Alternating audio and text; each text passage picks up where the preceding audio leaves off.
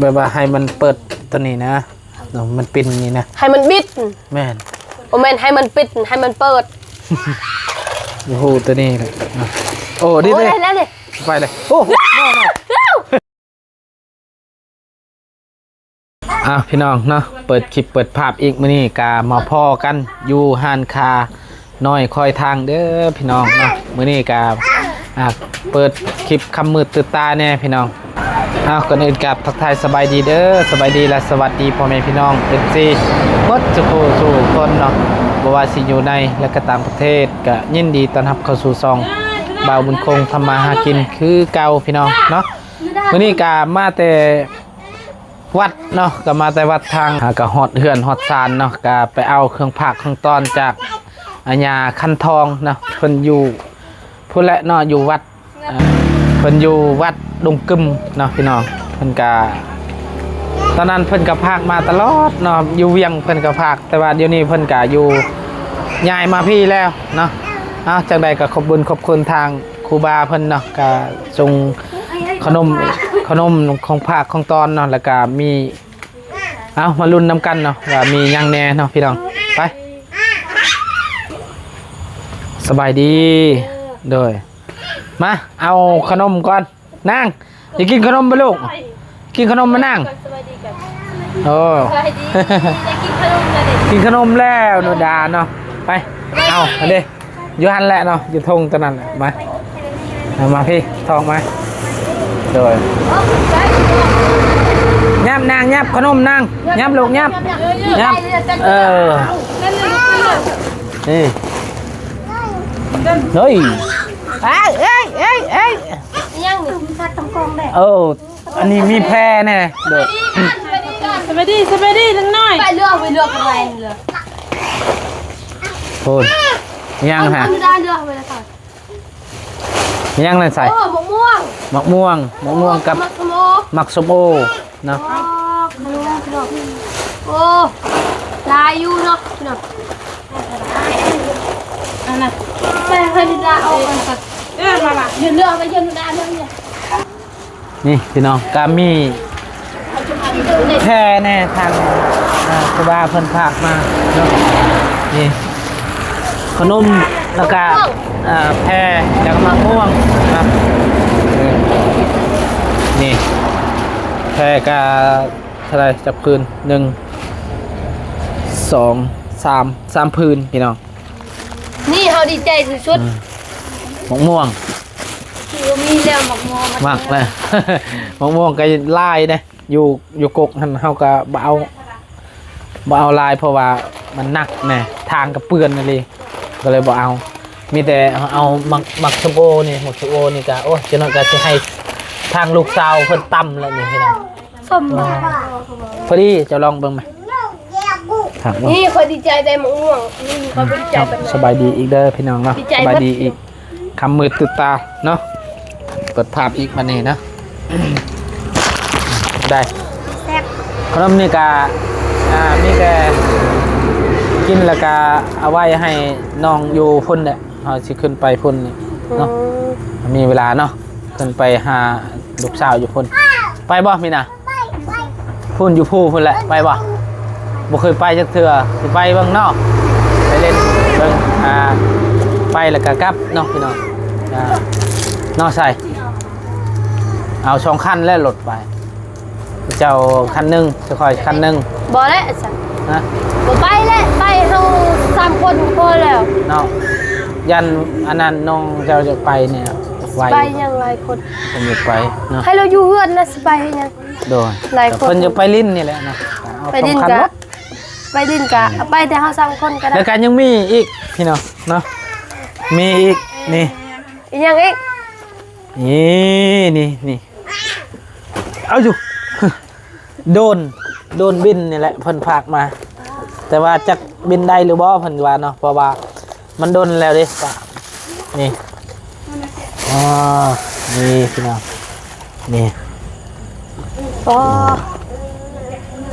โดนบินพี่น้องนี่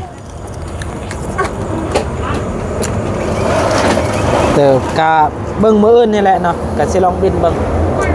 จักได้หรือบ่เฮาก็บ่ฮู้กันทางครูบาเพิ่นก็ว่าเพราะว่าเพิ่นปะดนแล้ว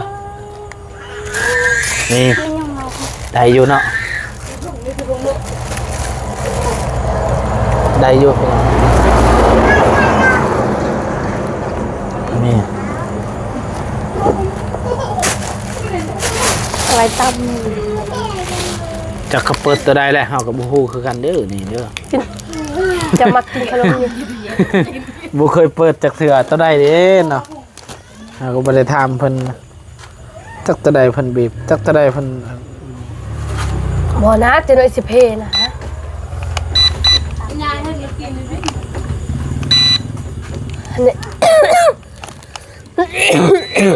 อันนี้เปลี่ยนไฟ บ่ฮู้เลยเฮาก็ได้ ใส่ จักตัวใดเนาะเฮาก็บ่ได้ถามเบิ่งทางอัญญาเมื่อกี้นี่ว่าแบบใด ไปแล้วไปเลยถ้ากันนี่ โอ้ยเดี๋ยวนะ เอาดู นะ ย่อมแล้ว นี่เห็นป่ะ ตะมัน อ๋อเขายังไม่ได้เปิดครั้งแน่เพราะว่ามันไปเลยได้เมื่อกี้นี่นั่นน่ะไปเลยเลย ไม่ลงมากัดคนแล้ว โอ้โน่โน่ มันขึ้นสูงฮะ ขึ้นแต่ว่าคอยบีบคอยบริบีบปันไดนะ ลองบ้าง ลองไปเลยเอ้ย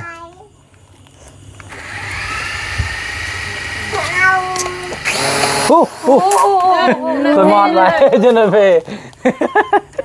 น่าไปจับเบิ้งลูกจับเบิ้งพอจะบินครับ บีตะดังบีมอน้ำปลาข้างหน้าคืออ้อน้ำบีจบสัส เด้ จำตาเด้อ กูยังสมองว่าพวกแม่นห่อนแล้วแม่งเก็บดิบนะ โอ้ยเงินเลย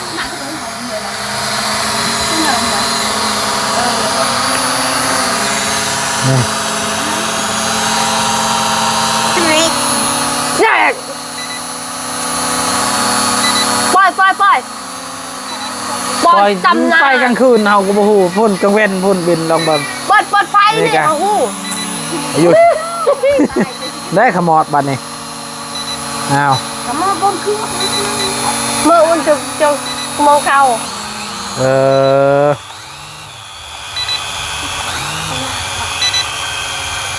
ย้ายมาลงอ้าว มอดนิดใหญ่ พอจับละอ้าว งานอะไร หมดบ่เป็นแล้วบัดนี้เอาแหละ เปิดไฟ มันน่าจะกดไม่ได้แล้วมันที่นี่ เห็นปะ บ่เคยเด้อพี่น้องก็บ่ฮู้เนาะเบิ่งแต่เบิ่งมื้ออื่นนี่แหละสิบินลองเบิ่งว่าได้หรือบ่นะ ไม่ได้แต่ปัจจุบันเริ่มงานมาแล้ว นี่โอ้โห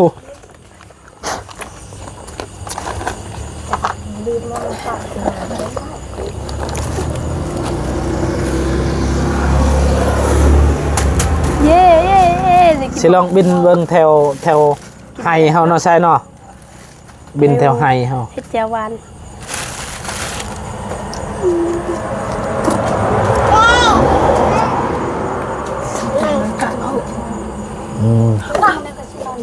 ไปแล้วบัดนี้พี่น้อง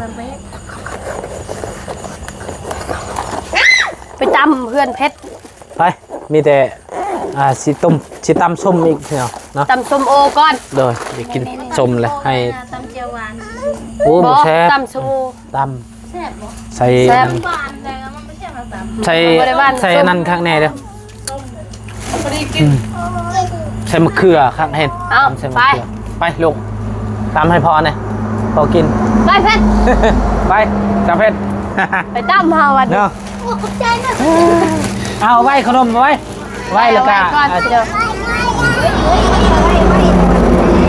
เอาให้เด็กน้อยเนี่ยนิดนึง นี่ให้แต่ตัวยังหัน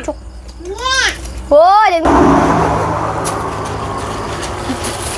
เอา เบิ่งไปขึ้น ตอนนี้ก็ พูดเลย กำลังสิเฮ็ด ส้มพี่น้องเนาะ มาพี่น้องวันนี้ นะ ดีเด้อ มาเด้อครูบ้ามากินส้มน้ำกันกินมักเบื่อยเจ้านี่แหละ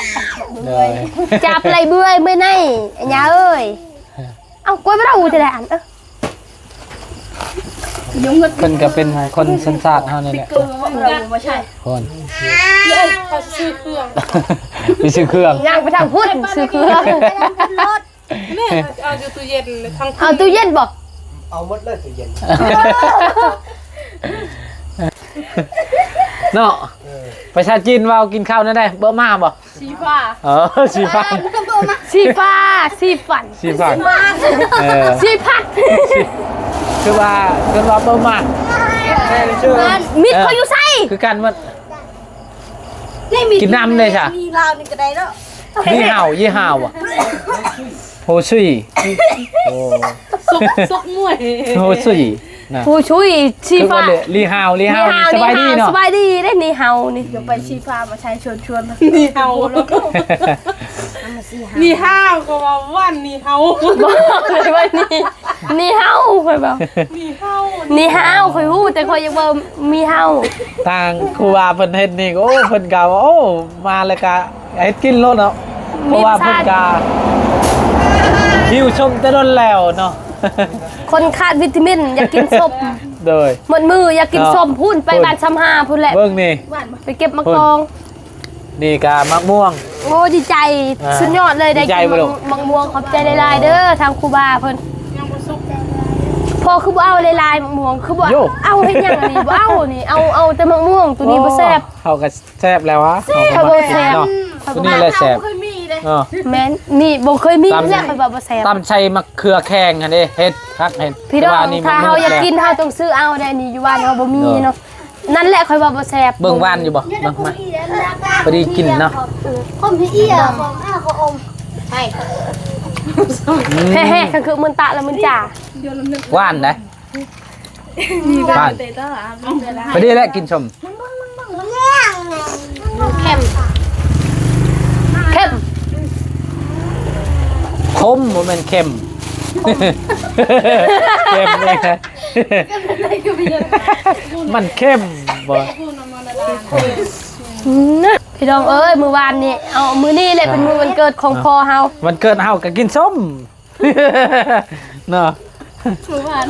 มันเกินมื้อนี้ก็กินส้มแล้วอันนี้เนาะ หัวใช่ไหม ดึงโลด เออ จะ เพิ่น ฮู้จะเบิ่งคลิปบ่ เพิ่นว่าดึงโอ้เฮาคิดว่าไม่ยังใส่คออีหยังนี่แหละเนาะแต่ว่าดึงโอ้ยังอยู่ได้นี่ยังมีได้ของดีได้นี่นะ มีหยัง นี่ของดี นี่พระ คือไปสะพายเฮา คือว่าสิให้ค่อย นี่ ซอยคอคือว่าอยากได้ซอยคอ ครับ บ่อยากได้ซอยคอเงินนะ มองเมื่อกี้นี่ก็มีคนมาขาย อันนี้ป่ะ ใช่ป่ะ โดย ก็เอาก็บอกเป็นยังข่อย มียัง บอกซื้อแต่เอาบอกเขาซื้อรุ่น ไอ้ยังเกาะเสือคอ ให้เอาให้ เขาเลยบอก ทั้งคูบาพะนะ ว่าเอ็ดได้เงาค่ะไว้ ก็เจาะ บ่เอาไว้ ว่าเพิ่นแบบว่า เอาไว้ เพิ่นบ่ให้ใส่สุทิพเพราะว่าเฮาบูชาแล้วใส่เฮาแต่งขันหาแล้วก็มีแต่บูชาเฮาคล้องก็ได้แต่ว่าเฮาบ่ให้หลอดพื้นแบบไปให้เลือดโรมมั่มเลือดโรมแล้วตะออน เลือดใครเลย เครื่องว่าเตียนก็มาพูดเลย นี่ กัน ก็เลยว่าเฮาสิอันน่ะสิซื้อตัวนั้นให้เด้ไว้เห็นบ่ทรายมันให้ทรายสีดำๆให้เฮาก็ปะอยู่เพื่อนเฮาคอยไว้แคนไว้อยู่เพื่อนให้ ถ่ายรูป เด้อแคนไว้อยู่เพื่อนนี่แหละนะ ค่อยก็มีคือกันแต่ค่อยเขาบ่ให้รอดแต่ค่อยรอดตลอด ใช่หลอดบ่ได้นะหล บ่ อด อันน่ะยาแบ อัน บ นี้คันว่าหลอดนี่เพิ่นว่าบ่เห็นเลยไปเลยเพิ่นว่า เสื้อเล บ่ ย เห็นเลยเชียร์เลยเพิ่นไปเลยเพิ่นบ่ได้อยู่นำเฮานะนี่เป็น เขารถเนี่ยกันไอ้ เอาสมมุติแบบว่าเฮา กันไอ้ดอกตั้งตัว หลอดพื้นมันยังอยู่เพื่อนนะหลอดพื้นไง รอดตลาด ตักสินตั้งยังหั่นน่ะ เห็นคือสุจอตากหั่น ไปบ่ได้ ก็คือดาวนี่คือ ดาแล้วเงินปิ้วอันตา บ่พ่ออันน่ะทางอันนั้นค่อยก็มีอยู่ยาแบบยากันผีปอบนะเขาจะบ่ให้รอด แต่ค่อยก็รอดตลอดแล้วก็ยา เอาเงินมันติดเองดื้อ แต่ก็บ่ค่อยเอาดอกน้องปะอยู่เพื่อนโอ้ย ไปเห็นแล้วเป็นลายๆรถบัดนี้เนาะ ตกใจอ่ะ เจ้า เจ้าบอกผู้หญิงจับบ่ได้นี่เลยคอยจนสั้นหมดทำปัญญาจับได้ไม่ออกก็จับได้ลงอกเลย แม่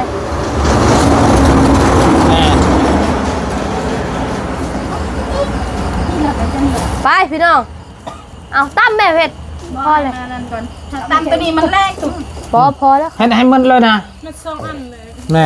เฮ็ดช่อยแม่ แล้วบางคน เฮ็ดแต่ นี่ คอย 1 ผู้เดียว 2 3 4 5 6 สิแล้วมันจะใส่ตั้งแต่ เอาไป เมื่อ สิ กี้ กินคือกันเลยแหละเนาะ แล้วคือกันนั่นแหละ คอยเอา พี่น้องคลิปนี้ก็มีแต่กินส้มพี่น้องเนาะหลังจากที่มาแต่วัดแต่ว่าเมื่อยแล้วก็พากันกินส้มเนาะ ไม่ยัง เฟอ เขาลงมีเนี่ย แนวถ่ายคลิปแกมื้อแนวโซคูเจ้า มา อ๋อคักพี่น้อง ตอนกลางคืนเนาะ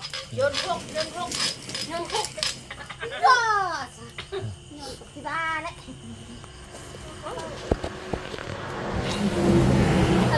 10 หลักล้านนี่หลักแสนนี่สิโยนเลยพี่น้องหลักแสนนี่เขาสิโยน มาเด้อกินส้มนำกันเด้อ ชมกันเด้อ ไปเด้อเลย มาเลยจะเมียงเยอะเนี่ยจะเมียงอย่าเมื่อยเมื่อย มาเดี๋ยวปล่อยบิ ตัวมะม่วงเนี่ยเขาปะมะอื่นตัวนี้ เอาไว้กินมื้ออื่นเนาะ โดยกินตัวนี้ก่อนเนาะตัวนี้ยันมันเน่าเนาะว่า แซ่บกระเพาะแล้วขอยกินบ่ได้เลย มาตู้เย็น โดย กินบ่ได้เลย เละมุกมาเตะเนี่ยพวก มานี่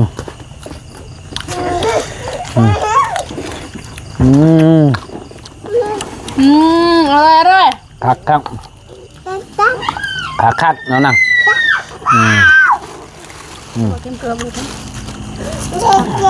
ครับ เดี๋ยวจะว่างเลยวันนี้ ยังคมนิดนึงเนาะ จ้าเหรอ คมเลยหนึ่ง แก้วไว้แล้วมาดา หรือว่าเขาใส่มะเขือลายบ่ ได้แก้วมาดา เพื่อคม โมแม่ ตัง เพื่อว่าน ได้ธรรมดาอ้าวชาวเก็บกับขนมสองคนแต่ไหนไปไหน แม่ด่ะ ไหน ว้าว ได้ปลาหยา ตาบักใหญ่ไม่ให้นะจ้า ก็คักอะไรแซ่บบ่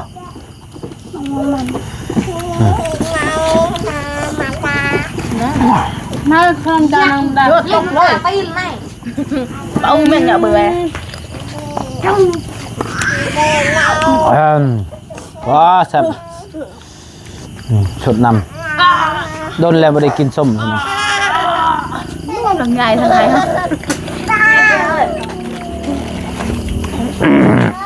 ปะเดียนมาแบบปะ ก็ขอมกขอบใจทางครูบาหลายๆเนาะ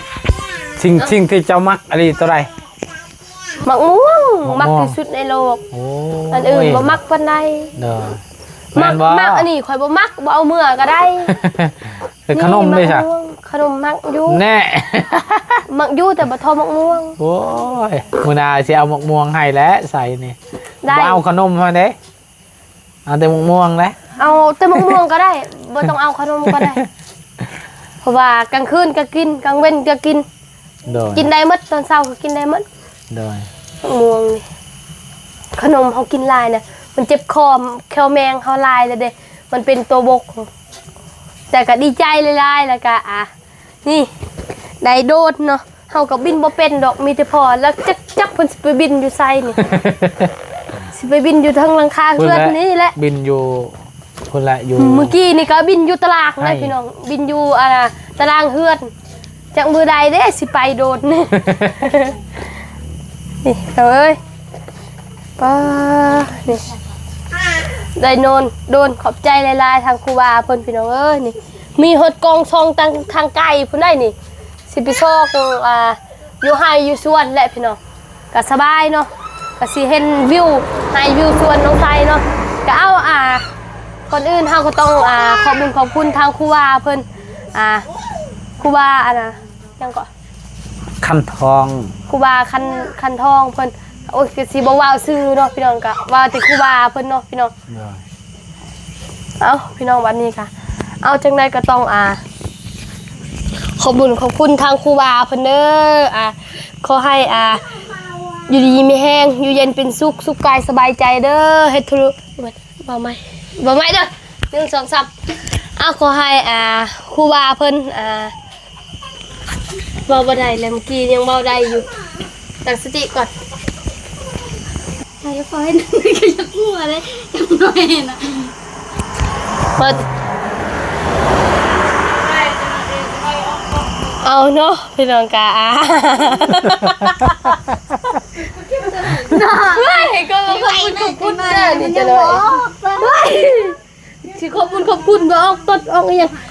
เฮ้ยค่อยตั้งสติก่อน1 2 3เอาเนาะพี่น้องกาบัดนี้กะเวลาเคยอัดดับเคยกูการหายใจแล้วมันหัวบ่ออกเด้ ตั้งสติไหม